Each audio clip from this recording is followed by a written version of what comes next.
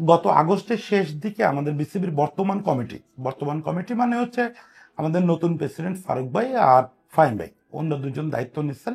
তো এই কমিটি আসার আগে থেকেই ইনফ্যাক্ট আমাদের দেশে যখন পট পরিবর্তন হলো 5ই আগস্ট, তারপর থেকে আমি অন্তত 4-5টা কন্টেন্টে বলছি যে আমাদের নতুন বিসিবি যারা দায়িত্ব নেবেন তাদের মূল কাজ হওয়া উচিত গঠনতন্ত্র সংশোধন এবং আমাদের যে ক্লাব সিন্ডিকেট এটাকে ভেঙে দেওয়া, এবং সেটা শুধুমাত্র গঠনতন্ত্র সংশোধনের মাধ্যমেই সম্ভব। অবশেষে তারা সেই কাজটা হাত দিচ্ছেন এবং তারা যে সিন্ডিকেটের গোড়ায় হাত দিতে পারছেন, এখনো আমরা জানি না যে ফাহিম ভাইয়ের নেতৃত্বাধীন ওই কমিশন কি কি সুপারিশ নিয়ে আসতেছে, কিন্তু এটুকু বোঝা যাচ্ছে যে ফাহিম ভাইয়ের নেতৃত্বাধীন এই কমিশন যেসব সুপারিশে হাত দিছে তাতে অনেকটা কেউটের ফনায় হাত দেওয়ার মতো হয়েছে। সেটা আমরা কিভাবে বুঝলাম?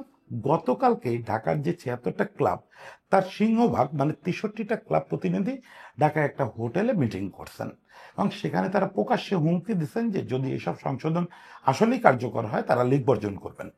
আমি এটা নিয়ে একটু কথা বলতে চাই যে আসলে তারা কেন এইভাবে আহত হওয়ার একটা ভঙ্গি করতেছেন, কেন ক্ষুব্ধ হচ্ছেন এবং সিন্ডিকেটটা আসলে আমাদের কি কিভাবে ক্ষতি করতেছে। দেখেন, আমাদের এই ঢাকার যে ক্লাব ক্রিকেট, এই সিন্ডিকেটটার মূল বৈশিষ্ট্য হচ্ছে যে একই মালিকের হাতে বা একই গোষ্ঠীর হাতে সিংহভাগ ক্লাব মালিকানা আছে। মানে আমাদের তো 3টা ডিভিশনে 4টা ডিভিশনে ইনফ্যাক্ট ঢাকা প্রিমিয়ার লিগ হয়। এই ঢাকা প্রিমিয়ার লিগের 4 ডিভিশন মিলে 72টা বা 76টা ক্লাব, প্রত্যেকের একটা করে কাউন্সিলরশিপ আছে। এই কাউন্সিলররাই মূলত ভোট দিয়ে বোর্ড ডিরেক্টরদের নির্বাচন করেন। আরো কিছু কাউন্সিলর আছে, আমাদের বিভাগীয় ক্রীড়া সংস্থার কাউন্সিলর আছে, জেলা ক্রীড়া সংস্থার কাউন্সিলর আছে, খেলোয়াড়দের কোটা আছে, আরো নানা রকম কাউন্সিলর আছে, কিন্তু মূল ডমিনেশনটা হয় ঢাকার ক্লাব ক্রিকেটের এই কাউন্সিলরদের দ্বারা। তো এটা যেটা হয়েছে গত 7-8 বছর ধরে আমরা যেটা দেখতেছি, এটা আসলে একটা নির্দিষ্ট বাণিজ্যিক গ্রুপ, একটা বাংলাদেশের বৃহৎ বাণিজ্যিক গ্রুপ, তাদের হাতে এখানকার 72টা ক্লাবের মধ্যে প্রায় 60টা ক্লাবের মালিকানা চলে গেছে।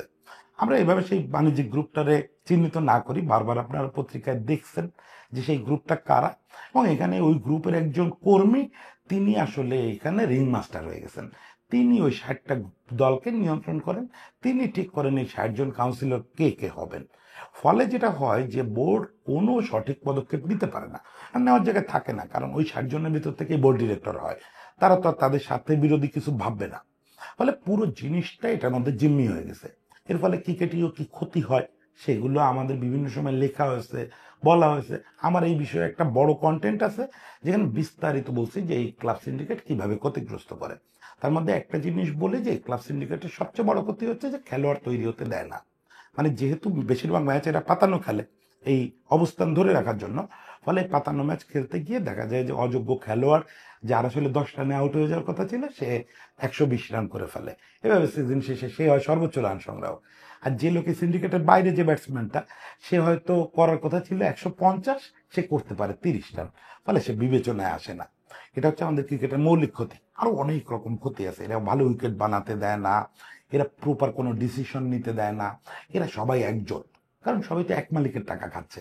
ওই একই মালিক এদেরকে কিটস কিনে দিচ্ছে, ওই একই মালিক বলতেছে তুমি গিয়ে এরে ভোট দিবা, ফলে এদের আসলে কিছু করার নাই। এখন এই সিন্ডিকেটটা ভাঙার উপায় কি? এই সিন্ডিকেটটা ভাঙার উপায় হচ্ছে গঠনতন্ত্র সংশোধন। সেখানে দুটো কাজ করতে হবে। এক হচ্ছে যে আমি জানি না ফাহিম ভাইরা কি সুপারিশ করবেন, এখানে একজন আইন বিশেষজ্ঞ আছেন কমিটিতে, কিন্তু আমি যেটা মনে করি সেটা হচ্ছে প্রথম কাজ হচ্ছে যে ঢাকার এই যে ক্লাবগুলোর যারা কাউন্সিলর হন, এদেরকে তো আপনি ফেলে দিতে পারবেন না, কারণ বাংলাদেশের ক্রিকেটের প্রাণও আবার এই ক্লাবগুলো। ফলে এদের একটা বড় অংশগ্রহণ আপনার বোর্ডে লাগবে। সেক্ষেত্রে আপনাকে এরকম কোনো একটা আইন বের করতে হবে, আইনজ্ঞ আছেন তিনি বের করবেন, যে কোনো একজন মালিক বা একজন সংগঠকের হাতে যেন একাধিক কাউন্সিলরশিপ না থাকে, নামে বেনামে কোনোভাবে তিনি এটা পারবেন না। এবং সেখানে তারা যে ম্যাজিকটা করে ওই জায়গাটা আটকানোর সুযোগ আছে। ম্যাজিকটা কি করে? আপনার ধরেন এই ম্যাজিকে আবার আবাহনী জড়িত, এই নামটা না বলে পারা যাবে না। আবাহনীর যতজন ডিরেক্টর প্রত্যেকে আলটিমেটলি কাউন্সিলর হয়ে আসেন। কিভাবে আসেন? 3য় বিভাগের রূপালী ক্লাব, সোনালী ক্লাব, অমুক তমুক, এগুলোর কাউন্সিলরশিপ শেষ মুহূর্তে এরা কিনে নেয়।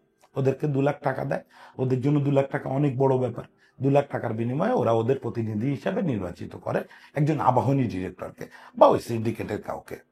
এখন এখানে যেটা করতে হবে আপনাকে সেটা হচ্ছে নিশ্চিত করতে হবে যে ওই সংগঠক ওই নির্দিষ্ট ক্লাবের সঙ্গে একটা নির্দিষ্ট সময় ধরে জড়িত আছেন। এখন আমাদের যেটা হয়, নির্বাচনী তফসিল ঘোষণা হয় 30 দিন আগে। ওই 30 দিন আগে পর্যন্ত সুযোগ থাকে কাউন্সিলরশিপ বেচা কেনা, যে আপনার ক্লাব একটা আছে, 3rd ডিভিশনে খেলতেছে, আপনি কাউন্সিলর হিসেবে দেবব্রতরে মনোনীত করলেন। কোনো উপায় নাই, আপনি ওই ক্লাবের সঙ্গে যদি নির্দিষ্ট সময় ধরে ইনভলভ না থাকেন, ওই ক্লাবে যদি আপনার যথেষ্ট ইনপুট না থাকে, তাহলে কাউন্সিলরশিপ আপনি পাবেন না। এরকম কিছু আইন করতে হবে যাতে কাউন্সিলরশিপ একটা গোষ্ঠী যাতে না থাকে। নিশ্চয়ই আরও কিছু আইন করার এখানে সুযোগ আছে। দ্বিতীয় কথা হচ্ছে, ঢাকা ক্লাবের এই যে সিসিডিএম ভুক্ত যে ক্লাবগুলো, এই ক্লাবগুলোর দাপটটা কমাতে হবে। দাপট কিভাবে কমাবেন? সেটা হচ্ছে গণহারে যতগুলো টিম ঢাকায় এই যে লিগ খেলে, সবাইকে কাউন্সিলরশিপ দেওয়া যাবে না। আপনি প্রিমিয়ারে দেন, 1st ডিভিশনে দেন, বড় জোর 2nd ডিভিশন পর্যন্ত দিতে পারেন। এটা তো আপনি যদি নিরপেক্ষভাবে দেখেন, তাহলে বাংলাদেশের একটা মেগা সিটি, একটা বিভাগীয় শহর, সেই বিভাগীয় শহরের মেট্রোপলিটন লিগের সব ডিভিশনে সবাই কাউন্সিলর পাবে, এটা হাস্যকর ব্যাপার। বিপরীতে আপনার বাকি 7টা ডিভিশনের যে ক্লাব ক্রিকেট হয়, ওখানকার কোনো ক্লাব প্রতিনিধি আপনার বোর্ডে কাউন্সিলর হয় না। ওখানে শুধু হয় হচ্ছে জেলা ক্রীড়া সংস্থা, বিভাগীয় ক্রীড়া সংস্থার প্রতিনিধি। তারা তো সরাসরি ক্রিকেটের সঙ্গে ইনভলভ না। ক্রিকেট চালায় কারা? এই জেলাগুলোতে ক্লাবগুলোই চালায়। ওই ক্লাবের প্রতিনিধিত্ব কই? আপনি এখান থেকে 3rd ডিভিশনের প্রতিনিধিত্ব বাদ দিয়ে দেন। 3rd ডিভিশন থেকে তারা 2nd ডিভিশনে যখন উঠবে, তখন প্রতিনিধিত্ব পাবে। তার আগ পর্যন্ত ওরা কাউন্সিলরশিপ হবে না। ওই কাউন্সিলরগুলো আপনি ভাগ করে দেন 8টা ডিভিশনে, যে প্রত্যেক ডিভিশনের যেটা টপ ডিভিশন আছে, আমাদের ডিভিশনগুলো মানে ওই বিভাগীয় শহরের টপ ডিভিশন হচ্ছে 1st ডিভিশন। 1st ডিভিশনের যে চ্যাম্পিয়ন দল, সেই দলটা একটা কাউন্সিলরশিপ পাবে। এটা করলে ওই ডিভিশনে দেখবেন আবার খেলারও গুরুত্ব বেড়ে গেছে। এখন আমাদের বিভাগীয় শহরগুলোতে লিগ হয় খুব দায়সারা লিগ, কিন্তু ওই লিগটার গুরুত্ব বেড়ে যাবে যখন আপনি বলবেন যে এখানকার যে চ্যাম্পিয়ন দল, তাদের প্রেসিডেন্ট বা সেক্রেটারি বা তাদের মনোনীত কেউ বিসিবির কাউন্সিলর হবে। দেখবেন ওই লিগ রাতারাতি জমজমাট হয়ে গেছে। এই কাজটা করতে হবে আপনাকে ডিসেন্ট্রালাইজেশনের জন্য। তাহলে ঢাকার ক্লাবের এদের দাপটও কমবে। আজকে যেমন এরা হোটেলে গোপন মিটিং করে থ্রেট দিতে পারতেছে, এই থ্রেটটা আপনি বন্ধ করে দিতে পারবেন। দ্বিতীয় কথা হচ্ছে যে ক্লাবগুলো যাতে একটা গ্রুপের হাতে না থাকে, সেই জন্য এখানে কিছু মনিটরিং সিস্টেম চালু করতে হবে। মানে আপনার গঠনতন্ত্রে কিছু ধারা যোগ করতে হবে যাতে নিশ্চিত করা যায় যে ওই ভদ্রলোক কোনোভাবে নির্দিষ্ট কোনো গোষ্ঠীর পারপাস সার্ভ করতে ওখানকার কাউন্সিলর হন নাই। মানে তিনি যাতে ওটার সঙ্গে ইনভলভ থাকেন। দেখেন, এইসব প্রস্তাবে ক্লাবগুলোর একটা বড় আপত্তি হয়, আমাদের ঢাকার ক্লাবগুলোর। এটা আমি অস্বীকার করি না যে আমাদের ক্রিকেটে ঢাকার ক্লাবগুলোর একটা বড় ভূমিকা আছে, কিন্তু সেই জায়গাটায় তারা দাবি করে যে যদি আমরা কোনো একটা বড় শিল্প গোষ্ঠীর সঙ্গে না থাকি, যেমন এই শিল্প গোষ্ঠীটা আমাদের প্রায় 60টার মতো ক্লাব চালায়। সত্যি কথা তো, ওদের তো সারা বছর চলতে অনেক টাকা লাগে। প্রিমিয়ারে যখন দল করে তখন তাদের অনেক টাকা ব্যয় হয়, সেই টাকাটা কে দিবে? এখন এই গ্রুপটা দেয়। এখন কথা হচ্ছে সেই জায়গায় আবার গঠনতন্ত্রে এরকম একটা জায়গা আনতে হবে আমাদেরকে। প্রয়োজনে বিসিবির কিছু লাভ কমায় হলেও যে এই ক্লাবগুলোকে কিছু ভর্তুকি দেওয়া এবং তাদের নিজস্ব আয়ের উৎস দেখায় দেওয়া। এই ব্যাপারে আমি একটু আলাদা একটা কন্টেন্ট করব, 2-1 দিনের মধ্যে করবো, যে পৃথিবীর অন্যান্য দেশে ক্লাব কিভাবে চলে, তাদের আয়ের উৎস কি কি। আমাদের ক্লাবগুলোকে সেই আয়ের উৎস দেখাতে হবে। দেখেন, আপনি যখন 3rd ডিভিশনের একটা ক্লাবকে সুনির্দিষ্ট আয়ের উৎস দেখাতে পারবেন, তখন কিন্তু শেয়ার এরকম সহজে বিক্রি হবে না।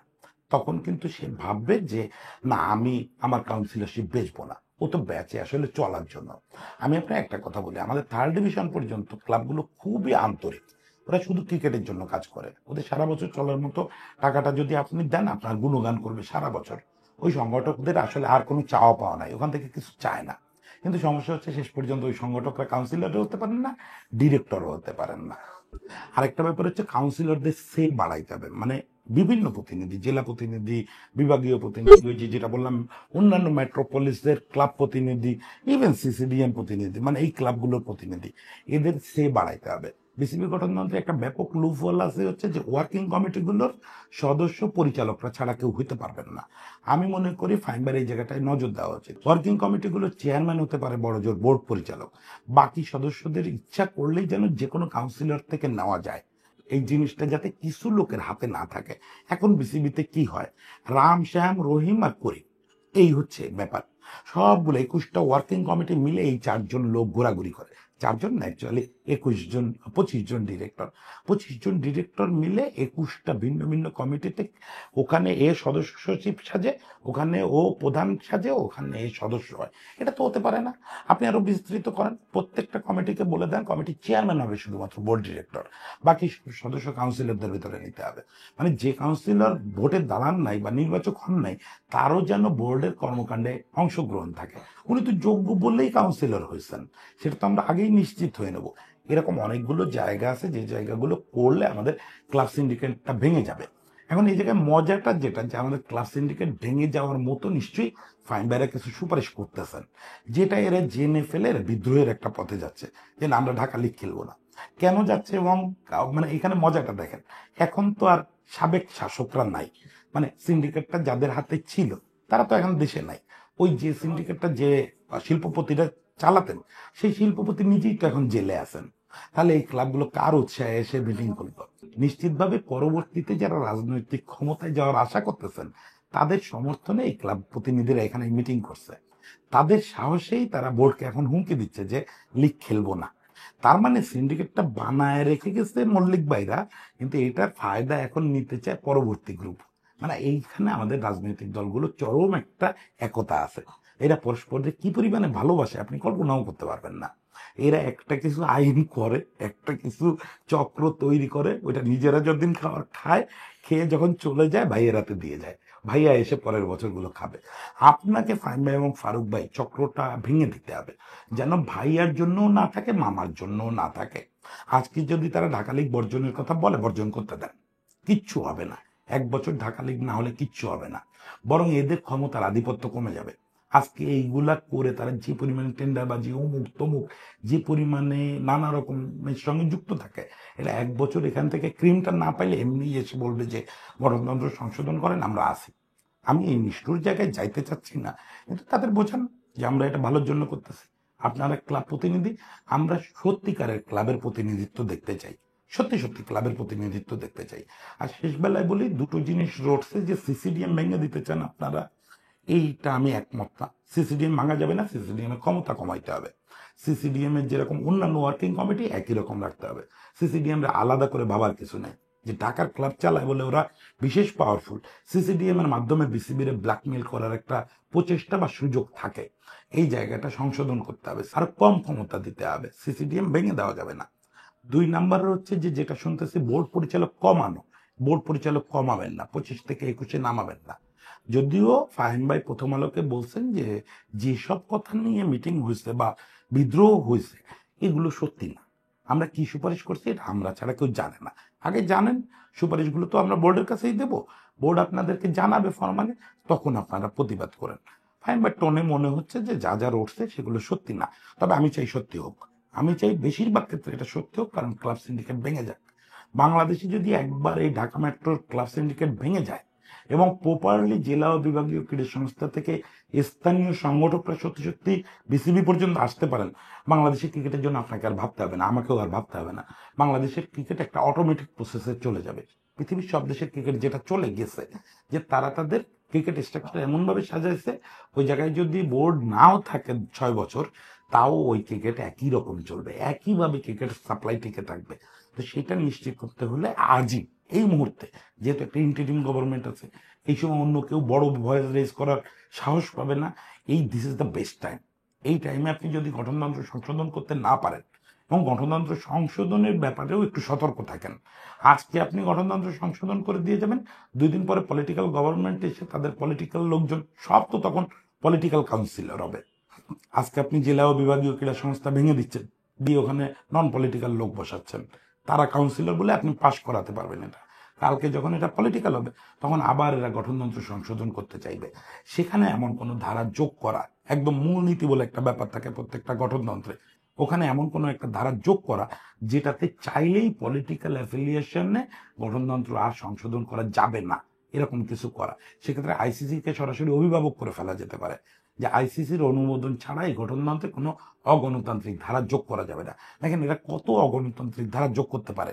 একবার এই পাপনবার বোর্ড সিদ্ধান্ত নিল যে ঢাকা প্রিমিয়ার লিগের যে টপ 6টা দল, মানে সুপার 6-এর যে 6টা দলে, এই 6টা দলের কাউন্সিলর হবে 2 জন করে। মানে যেখানে আমাদের সারা দেশ গণতন্ত্রের মূলনীতিতে চলতেছে যে এক এক মানুষ এক ভোট, সেখানে উনি আইয়ুব খান বেসিক ডেমোক্রেসিতে চলে গেলেন যে না, যারা ভালো তাদের দুইটা করে ভোট। পরে আইসিসির চাপে এটা বাদ দিতে বাধ্য হয়েছে, বাদ দিয়ে আবার সবার এক ভোটে আসছে। এখন আমার দাবি হচ্ছে যে এক সংগঠক এক ভোট, একজন সংগঠক একটার বেশি ভোট দিতে পারবেন না, কাগজে কলমে তারা দেন না, কিন্তু অন্যকে দিয়ে দেওয়ান, এই দেওয়াটা বন্ধ করেন, তাহলে দেশের ক্রিকেট ঠিক হয়ে যাবে। সবাইকে শুভেচ্ছা, ভালো থাকবেন।